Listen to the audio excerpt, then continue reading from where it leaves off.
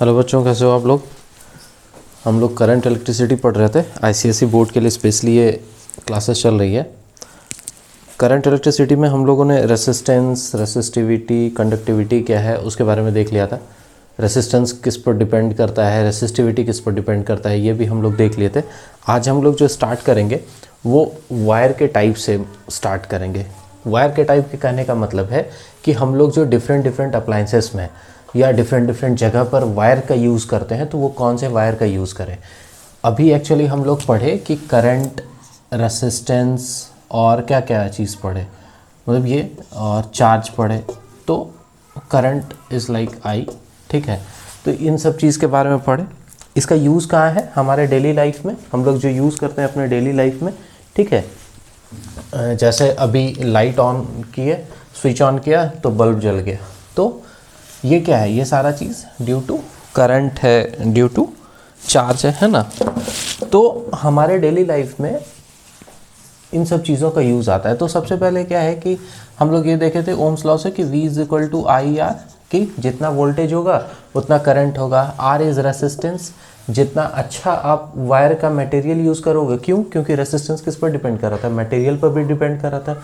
Length area पर तो कर ही रहा था, टेम्परेचर पर कर ही रहा था, उसके साथ साथ क्या है, मटेरियल पर डिपेंड कर रहा था, ठीक है। मान लो कि तुम्हारा एक ऐसा सिचुएशन है, अभी जैसे तुम्हारा इन्वायरमेंट है, तो इन्वायरमेंट में मान लो टेम्परेचर जो है, आप उस टेम्परेचर को तो बदल नहीं सकते हो। अगर आपको किसी पर्टिकुलर काम के लिए करंट ज़्यादा चाहिए या अच्छा करंट चाहिए, प्रॉपर करंट चाहिए, तो उसके लिए क्या करना हो आप, कंडीशन तो जो नेचर का जो कंडीशन वो नहीं बदल सकते हैं। हम उसमें चेंज क्या कर सकते हैं, अपने वायर को चेंज कर सकते हैं, ताकि हमारा रेसिस्टेंस क्या हो, कम से कम हो और हमारा ज़्यादा से ज़्यादा करंट हमको मिले, है ना। तो ये सारी चीज़ें हैं, तो वो क्या है, डेली लाइफ एप्लीकेशन है इन चीज़ का। वही आपके बुक में है, आपके बुक में है ना कि फैक्टर जो मतलब क्या है कि चॉइस ऑफ मटेरियल, कि क्या ऑफ कंडक्टर, कि कौन सा हम लोग कंडक्टर यूज़ करें, ठीक है, किस किस अप्लाइंसेस में या किस किस जगह पर, ताकि हमारा जो काम है वो ईजिली और स्मूथली हो, आगे बढ़ता रहे, ठीक है। उसमें सबसे पहला चीज़ क्या है कि electrical connection. Electrical connection electrical connection electrical connection कहने का मतलब जो पोल, जैसे मान लो कोई भी पोल है, ट्रांसफार्मर है, वहाँ से हम लोग के घर में लाइट आता है। कैसे आता है, तो हम लोग वायर कनेक्ट करते हैं और वहाँ से उसके थ्रू हमारे यहाँ 220 वोल्ट का क्या आता है, करंट आता है और पोटेंशियल वोल्टेज आता है, ठीक है। हम लोग बोलते हैं ना वोल्टेज डाउन है, वोल्टेज अप है, तो वो आता है।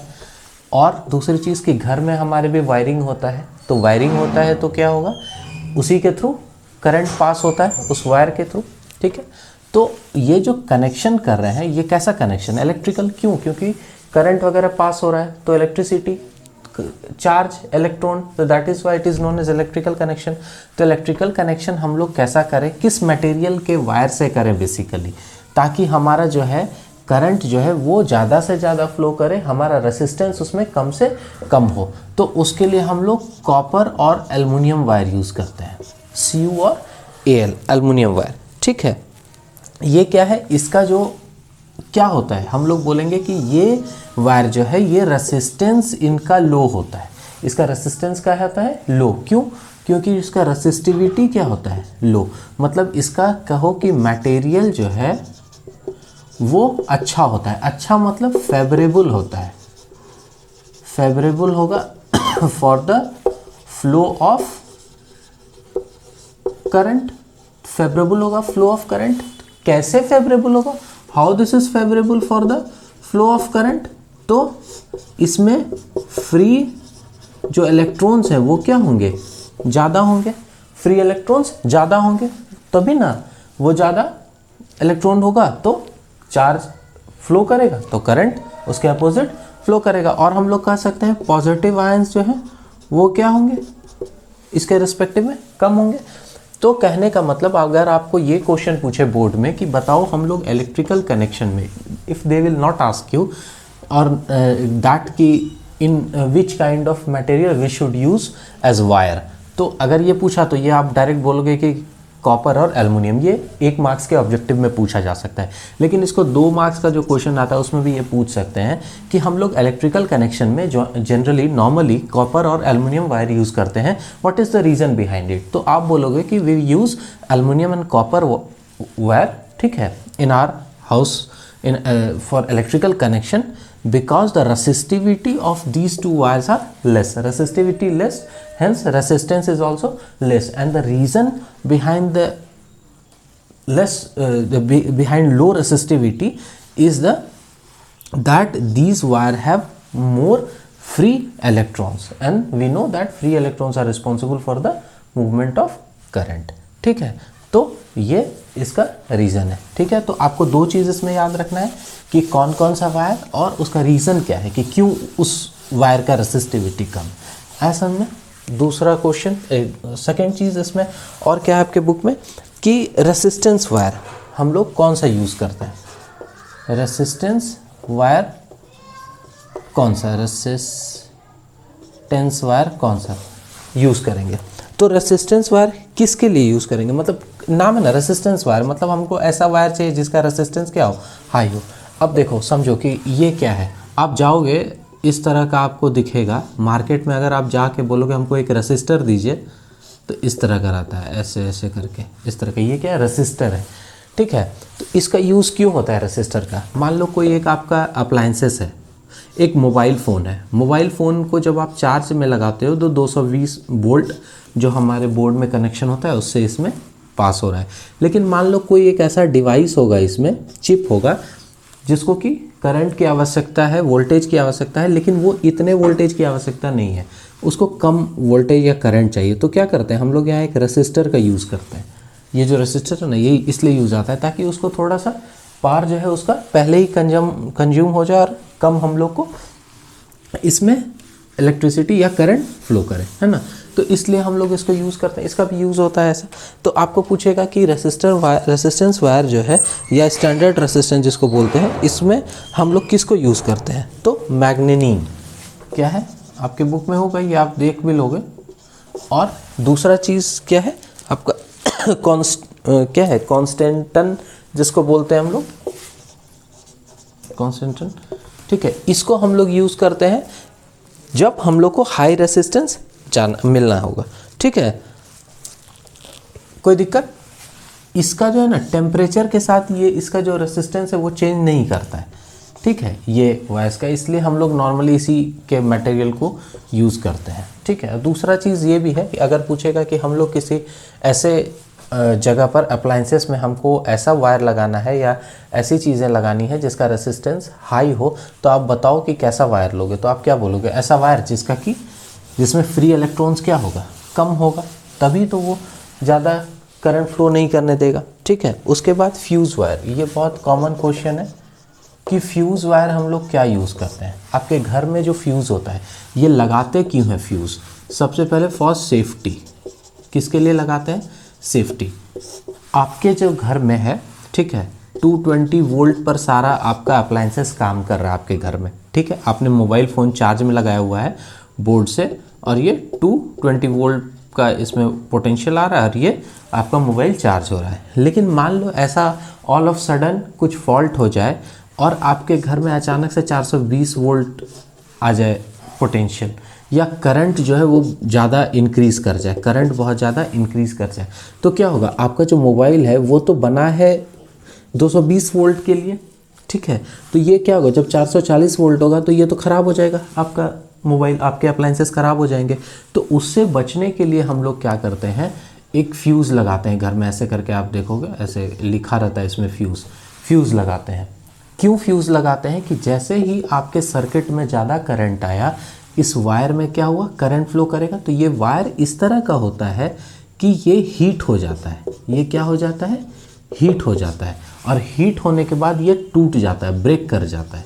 फ्यूज़ वायर क्या होता है, हीट हो जाता है ज़्यादा करंट आने से, और ये क्या होता है, टूट जाता है। जैसे ये ब्रेक किया, सर्किट क्या हो गया, ब्रेक हो गया। आप ऐसे समझो, ये आपका बैटरी है, ये रेसिस्टर है, ये मतलब एक बल्ब लगा हुआ है, ये बैटरी लगा हुआ, तो ये अगर हम इसको ऐसे जोड़ दिए हैं तो क्या होगा, बल्ब चलता रहेगा, ऑन होता रहेगा। अगर यहाँ से ये वायर ऐसे टूट गया तो क्या होगा, फिर ये सर्किट पूरा हुआ क्या, नहीं हुआ।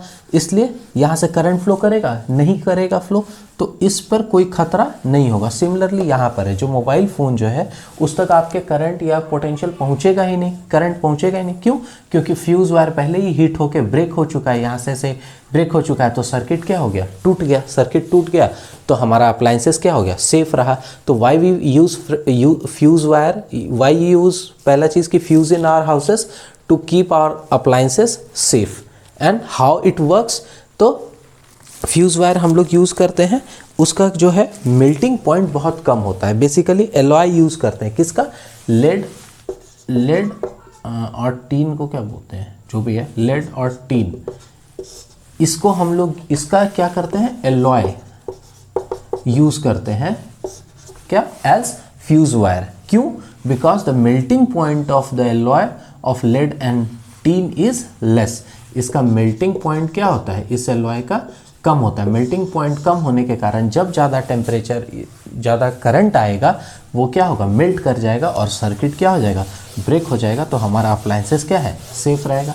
That is the reason why you use fuse wire. सिर्फ आपको ये नहीं याद रखना है कि फ्यूज़ वायर जो है एलॉय और लेड का, एलॉय होता है लेड और टीन का। This you need to remember for objective. लेकिन आपको 2 नंबर के क्वेश्चन में पूछेगा why, how fuse wire is used, ऐसा करके, ठीक है। उसके बाद इलेक्ट्रिक बल्ब, ये भी सुने होंगे आप लोग।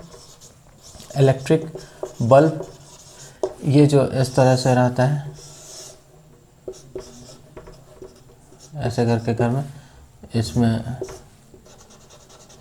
ऐसे करके ये फिलामेंट ऐड रहता है। तो ये जो फिलामेंट है इलेक्ट्रिक बल्ब में, ये किसका हम लोग यूज करते हैं, टंजक्शन,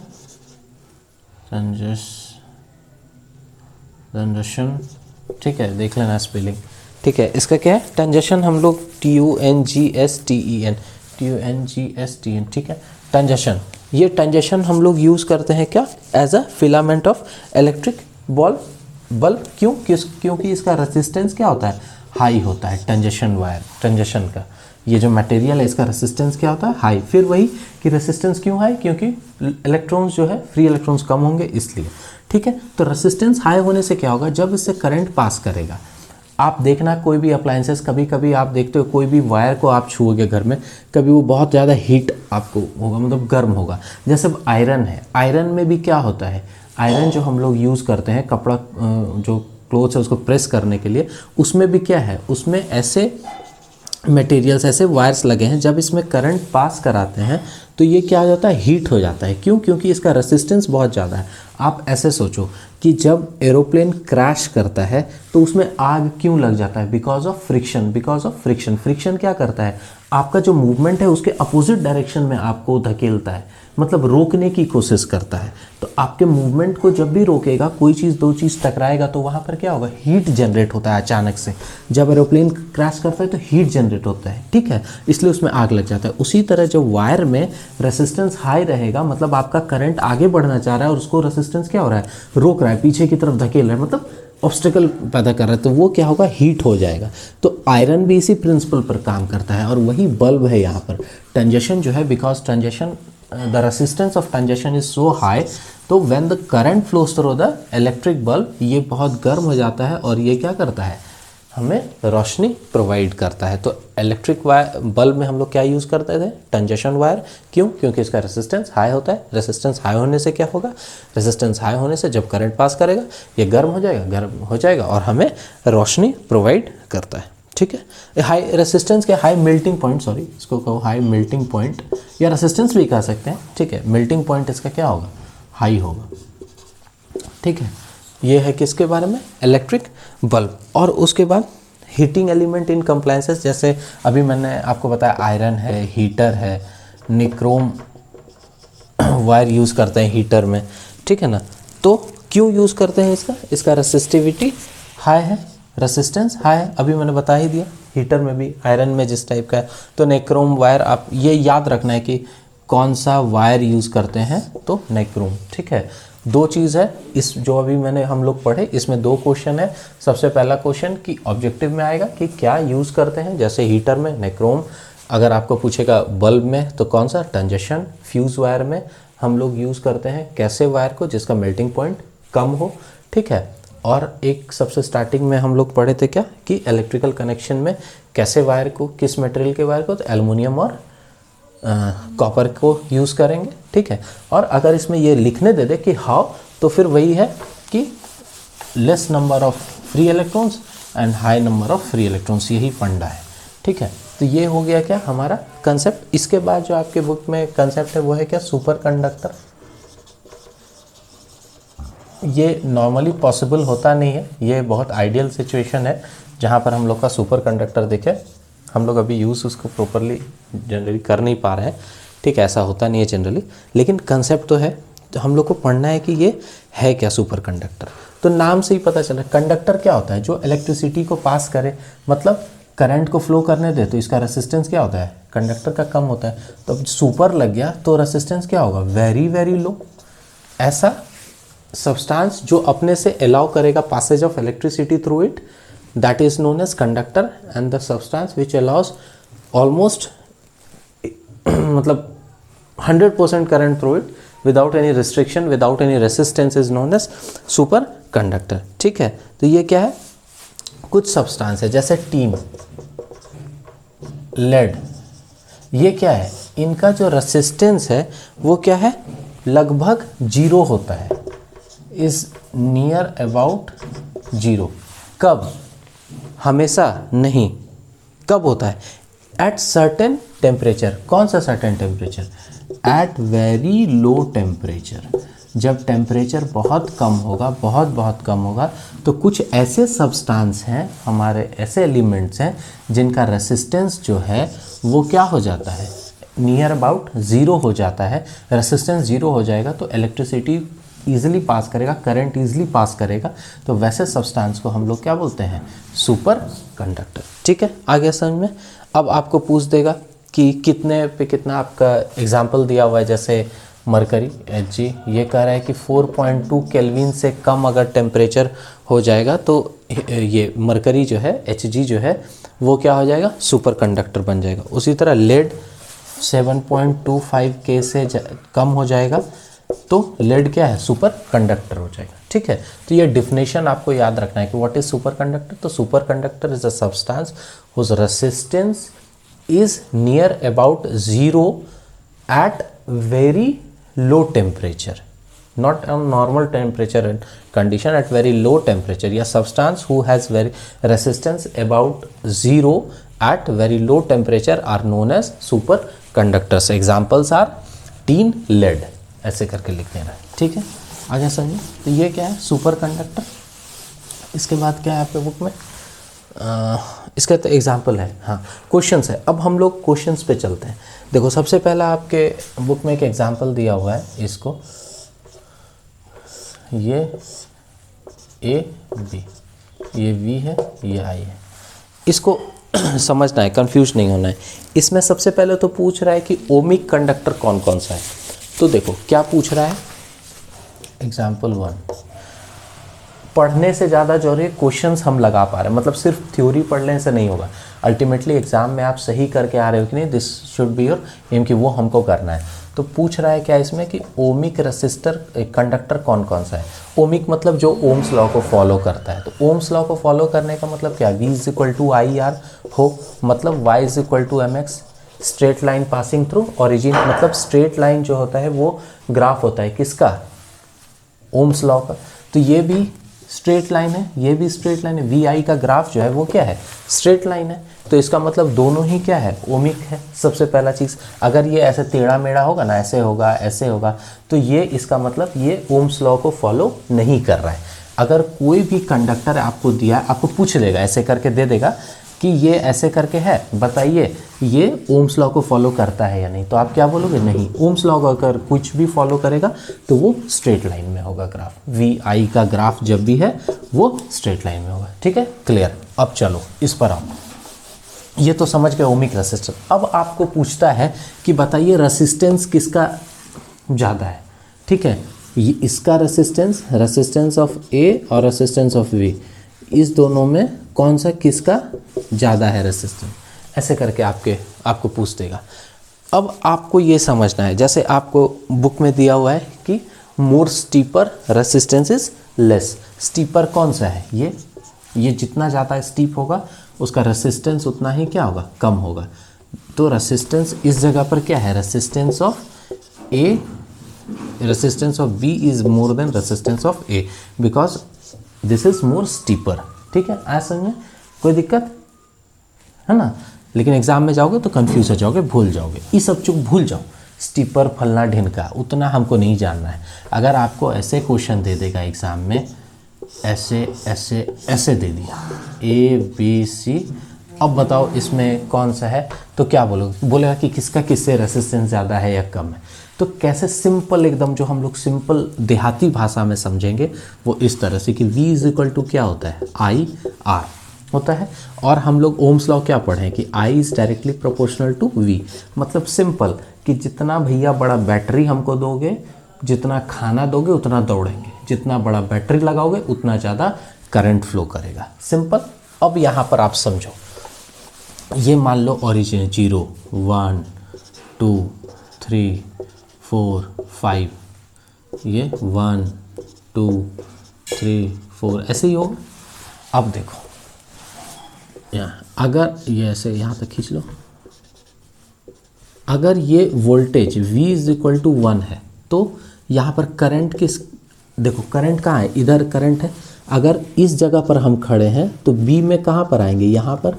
और A में कहाँ पर आएंगे? यहाँ पर, है ना? V इज इक्वल टू 1 पर अगर वोल्टेज दिया है 1, मतलब वोल्टेज 1 मतलब इतना बड़ा बैटरी, 2 मतलब इतना बड़ा, 3 मतलब इतना बड़ा, 4 मतलब इतना बड़ा, 5 मतलब इतना बड़ा, है ना? बस यही समझना है आपको। हम बोले कि आप तुमको इतना छोटू सा बैटरी दे रहे हैं तो तुम क्या बोलोगे? सर हम छोटू सा करंट देंगे आपको। तो छोटू सा बैटरी दिए तो करंट कितना होगा? छोटू सा बैटरी तो यहाँ लगा दिए एक इतना छोटू सा, लेकिन देख रहे हैं कि बी क्या है? बी फॉर कोई एक बॉय है और ए फॉर कोई एक आदमी है। मतलब ये कोई एक लड़का है बी और एक है जिसका नाम है ए फॉर क्या, कुछ भी होगा नाम होगा इसका, ठीक है? ए बी इसका नाम है। तो जैसे छोटा बैटरी दिए, इसका पहले से है कि इसका यही क्राइटेरिया है, बैटरी दिए तो देख रहे हैं क्या इसमें करंट यहाँ पर है, इसमें करंट यहाँ पर है। ये क्या है? 1 से कम है और यहाँ पर क्या है? 1 से ज़्यादा है। मतलब करंट इन बी जो है वो क्या है? कम है करंट इन ए से। तो हम लोग सिंपल कह सकते हैं ना। अच्छा चलो आगे देखो, अगर थोड़ा और बोले कि नहीं 2 गो बैटरी लो तुम, तो 2 गो बोलेगा अच्छा आप ज़्यादा खिला है तो चलिए हम ज़्यादा दौड़ेंगे। तो यहाँ बढ़ा करंट, कहाँ पर आ गया? इसमें 1 तक आ गया इसका करंट, लेकिन इसका करंट तब तक कहाँ भाग गया? यहाँ भाग गया, लगभग 3 के आसपास पहुँच गया। तो हम बोल रहे हैं कि बैटरी जितना ज़्यादा बड़ा करंट उतना ज़्यादा, है ना? तो बैटरी बढ़ा रहे हैं, लेकिन इस हर एक पॉइंट के लिए यहाँ पर इस बी के लिए भी इस जगह पर सेम बैटरी मतलब बी को भी उतना ही रोटी खिलाए, ए को भी उतना ही रोटी खिलाए, लेकिन इफिशियंसी जो बी का है वो कम है ए से। क्यों? ये देखो ना कहाँ तक दौड़ गया? 3 तक दौड़ गया। ये कितना दौड़ा? 1 ही दौड़ा, मतलब वो 3 किलोमीटर दौड़ गया, ये 1 किलोमीटर। इसका मतलब क्या? जो 1 किलोमीटर दौड़ा उसको रोकने वाला आदमी ज़्यादा होगा, मतलब उसका रेसिस्टेंस क्या होगा? हाई होगा। और जो ज़्यादा दौड़ गया इसका मतलब वो फ्रीली से दौड़ा, उसका रेसिस्टेंस क्या होगा? कम होगा। तो इसलिए इसका रेसिस्टेंस क्या है? कम। आया समझ में? फिर से आप समझिए हम क्या समझाना चाह रहे हैं, क्योंकि ये क्वेश्चन आपको 2 मार्क्स में पूछ देगा तो फिर वहाँ पर कंफ्यूज नहीं होना है। सिर्फ ये रट नहीं लेंगे कि स्टीपर है तो उसका रेसिस्टेंस कम है। क्यों कम है ये देखना है। वी आई यहाँ मान लो 5 वोल्ट दिए, ठीक है? ये इसको लाइन खींचो, ये है मान लो 0 1 2 3 4 5 6। देखो बैटरी ये B है ये A है, बैटरी लगाए 5 वोल्ट, इसमें करंट कितना फ्लो कर रहा है?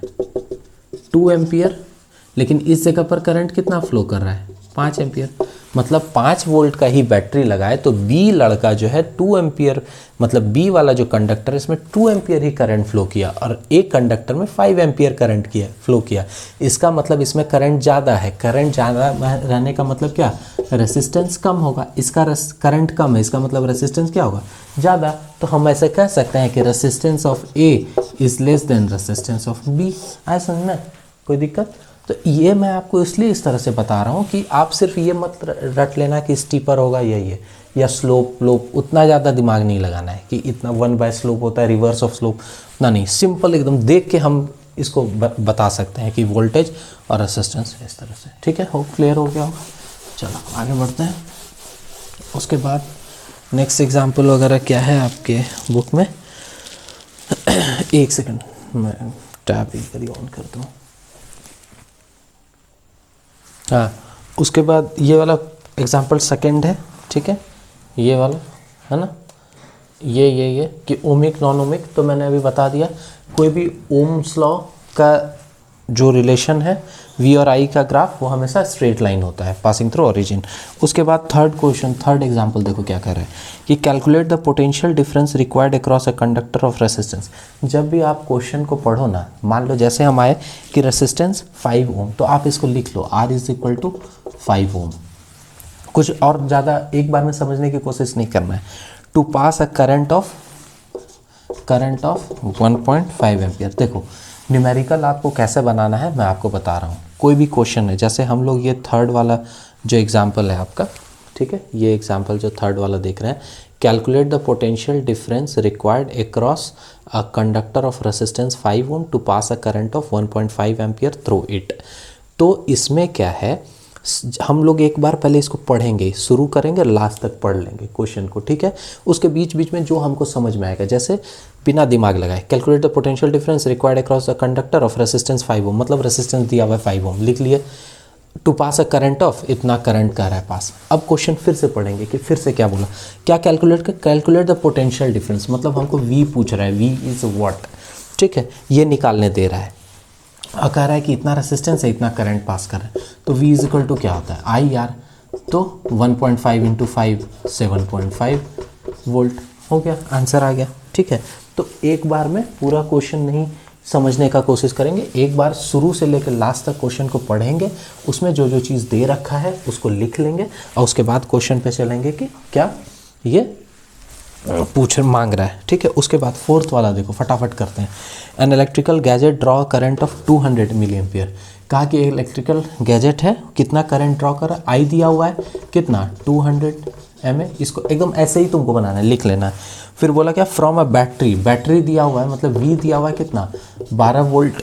बोल रहा है क्या, resistance is equal to what, फिर से V = IR, मतलब 12 = 200 और मिली एम्पियर है, तो इसको क्या करेंगे 200 × 10⁻³ A।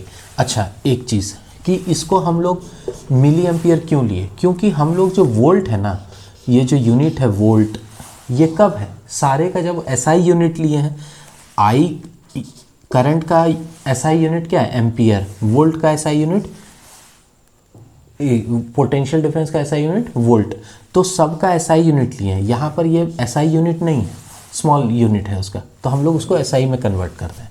तो V = IR, 12 = I × R, ये हो गया। बस R = क्या होगा 12/200 × 10⁻³ इसको ऊपर ले जाओ, सॉल्व कर लो, इतना हो आ गया आंसर। उसके बाद नेक्स्ट क्वेश्चन पे चलते हैं। इसके बाद आपका क्या फिफ्थ है, कह रहा है कि torch bulb when cold has a resistance 5 number. एक कह रहा है कि टॉर्च है, टॉर्च का बल्ब है, इसका जो रेसिस्टेंस है वो क्या है 1 ओम। कब, जब ये कोल्ड मतलब टॉर्च ऑफ रहता होगा उस समय। It draw current of 300 ampere, अगर करंट उसमें ड्रॉ कर दिए 300 मिली एम्पियर अगर करंट गया, तो when glowing from a source of, कब, जब ये ग्लो करेगा कितने सोर्स से 3 वोल्ट, मतलब टॉर्च में 3 वोल्ट का एक बैटरी डाल दी, पेंसिल बैटरी, तो उसमें करंट कितना फ्लो करना स्टार्ट कर दिया इतना, और स्विच ऑन कर दिए। पहले क्या था, स्विच ऑफ था, बैटरी उटर लगा हुआ था, अब समझो स्विच ऑन कर दिए, तो रेसिस्टेंस आपको पूछ रहा है। अब जब आप इसको स्विच ऑन कर दियो, तो स्विच ऑन किए तो क्या होगा, बल्ब क्या होता है, हीट होता है, गर्म होता है ना। आप देखते हो बल्ब को छुओगे टॉर्च का जलने के बाद तो गर्म होगा, क्यों, बिकॉज ऑफ द रेसिस्टेंस। तो इस समय भी रेसिस्टेंस पहले भी था, that is the internal resistance, है ना। और अब बोल रहा है कि अब रेसिस्टेंस कितना हो जाएगा इसमें, तो V = फिर से लगाओ, V = IR, मतलब 3 = 300 इंटू 10⁻³ इंटू R। कोई दिक्कत, ये आ जाएगा। अगर इसको आप देखोगे कितना आता है, ये 1000 कट गया, ये इधर आ गया, 3 भी कट गया, 10 ओम इज इक्वल टू R। मतलब अब रेसिस्टेंस कितना हो जाएगा बल्ब के जलने के बाद, 10 ओम। ठीक है, कोई दिक्कत, आगे बढ़ो। ये आपको बस कंफ्यूज करने के लिए दिया है कि ठंडा में रेसिस्टेंस 1 ओम रहता है। उसका नेक्स्ट क्वेश्चन 6 नंबर। देखो ये क्वेश्चन क्या कर रहा है कि कैलकुलेट द रेसिस्टेंस, बोल रहा है रेसिस्टेंस निकालना है। Resistance is equal to what of 1 kilometre long copper wire, कितना है, L is equal to 1 kilometre of radius, radius दिया हुआ है कितना, स्मॉल r लिख लो, 1 mm। अब देखो हम लोग पढ़े R इज इक्वल टू क्या, रो L बाय A। अच्छा एक चीज़ कि इसका हम लोग को याद नहीं करना है इसका वैल्यू, ये एग्जाम ये आपको दिया होगा क्वेश्चन में। जैसे इस क्वेश्चन में दिया है कितना, रो का वैल्यू 1.72 इंटू 10⁻⁻8 ये दिया हुआ है। यहाँ है क्या, R निकालने बोल रहा है, तो हम लोग जानते हैं R इज इक्वल टू क्या होता है, रो L बाय A। अब फिर से वही बात कि लेंथ कितना दिया, 1 किलोमीटर। 1 किलोमीटर SI यूनिट में है। सबसे पहला चीज़ न्यूमेरिकल में आपको करना है क्या, हम बताएं कि क्वेश्चन को एक बार शुरू करोगे लास्ट तक पढ़ोगे, उसमें अगर कुछ दिया हुआ है तो उसको ऐसे लिखते जाना है। सेकंड चीज़, सारे का यूनिट मिलाना है आपको। ठीक है, आप 10th लेवल में हो तो अभी आपको जो क्वेश्चन देता है ना, वो सिर्फ यूनिट वगैरह इधर उधर कर दिया, सिंपल ही क्वेश्चन देगा लेकिन यूनिट वगैरह का इधर उधर कर देगा। तो सबके ऐसा यूनिट को पहले देख लेंगे, उसको चेक कर लेंगे। तो 1 किलोमीटर इज़ 1000 मीटर, एकदम आराम से एकदम बच्चे जैसा लिखना है, तभी क्लियर होगा, सीख पाओगे। और रेडियस कितना कह रहा है, 1 मिलीमीटर, मतलब 1 इंटू 10⁻³ मीटर। ठीक है, ये दे दिया क्वेश्चन। अच्छा डायरेक्ट तो यही पूछ ही दिया कि रेसिस्टेंस कितना होगा, तो R इज इक्वल टू रो का वैल्यू लिख देना इंटू L। देखो ये क्या है, सिर्फ अच्छा हाँ, यहाँ पर तो एरिया तुमको कि क्या है, एरिया, लेकिन आपको दिया हुआ है क्या, रेडियस। तो ये वायर है, ये इसका रेडियस है, तो एरिया क्या होता है, πr²। इसका एरिया क्या हो, πr²। तो इंटू पाई इंटू R का वैल्यू 1 इंटू 10⁻³ पे होल स्क्वायर। ध्यान से ऐसे करना है इसको। तो रो इंटू 1000 बाय पाई का वैल्यू 22/7 या 3.14 जो भी है वो रख के यहाँ पर इसको सॉल्व कर लेंगे, हमारा आंसर आ जाएगा। ठीक है, उसके बाद नेक्स्ट क्वेश्चन 7th। अगर आपको लग रहा है ना कि हमको पूरा सॉल्व करके दिखाना है तो वो भी बताओगे तो वो मैं कर दूंगा। 7th वाला, when a potential difference of 2 volt, बोल रहा है potential difference of 2 volt is applied across the end of a wire. मतलब कोई ऐसे करके वायर है, इसमें 2 वोल्ट का हम लोग क्या किए होंगे, पोटेंशियल दिए हैं, ऑफ 5 मीटर लेंथ इसका कितना है, ये वायर का 5 metre. A current of 1 ampere flows through it. इसमें करंट जो है I जो है वो 1 एम्पियर फ्लो कर रहा है। ठीक है, करंट कितना है, 1 एम्पियर। पूछ रहा है क्या, resistance per unit length of wire. Second, resistance of 2 metre अगर लेंथ कितना हो, 2 मीटर। और तीसरा, resistance across the end of wire if it is doubled. अगर रेसिस्टेंस जबकि वायर जो है डबल कर दिया जाएगा, इसका दुगुना, the resistance across the end of the wire it is doubled of on itself. उसमें खुद से देखो, ये दे दिया आपको, V दे दिया है, L दे दिया है, I दे दिया है, ये पूछ रहा है। तो सबसे पहला चीज़ हमको क्या पूछ रहा है कि resistance per unit length R is equal to क्या होता है, रो L बाई A।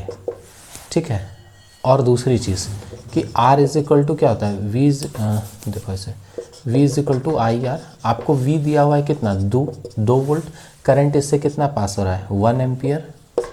इसका मतलब रेसिस्टेंस कितना है, 2 ओम। मतलब ये जो वायर है इसका रेसिस्टेंस पता चल गया हमको कितना है, 2 है ना। और आपको पूछ क्या रहा है, resistance per unit length. Clear है ना, कोई दिक्कत नहीं है, इस कंडक्टर का हमको पता चल गया। अब पूछ रहा है रेसिस्टेंस पर यूनिट लेंथ। देखो इस पूरे वायर का रेसिस्टेंस कितना है, 2 ओम, और इसका टोटल लेंथ कितना है 5 मीटर, तो रेसिस्टेंस पर यूनिट लेंथ यही हो जाएगा 2/5 m-1। कोई दिक्कत?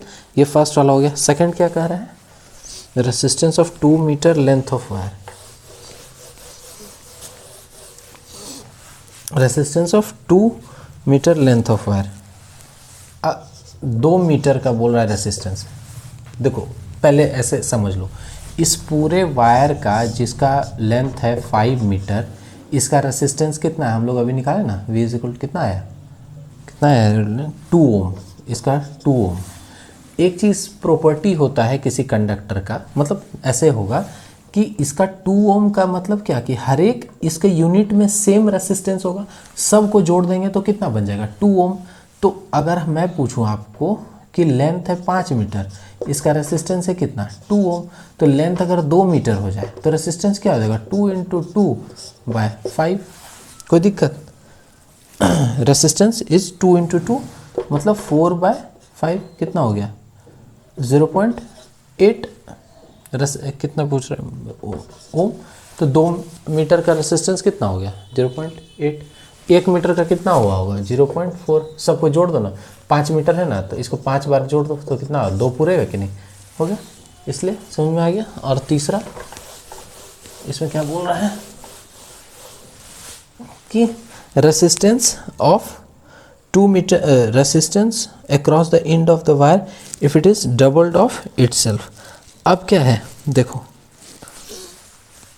ये 5 मीटर का था, समझना है इसको का डबल कर दिया इटसेल्फ में, मतलब इसको वायर को डबल कर दिया। डबल करने का मतलब इसको यहाँ से मोड़ के ऐसे कर दिया इस तरह से, ठीक है। अब वायर कितना बड़ा हो गया, ऐसे करके डबल कर दिया। तो अब जो लेंथ है, पहले लेंथ था 5 मीटर, अब कितना हो जाएगा 2.5 मीटर, ठीक है। एक चीज़ ध्यान दो, यहाँ पर मान लो रेडियस कुछ भी था r स्मॉल r, चलो अब यहाँ रेडियस कितना होगा r1, ठीक है। रेसिस्टिविटी तो जो यहाँ था यहाँ भी वही होगा, तो यहाँ पर रेसिस्टेंस है कितना ρl/a is equal to ρl कितना है 5 बाय एरिया पाई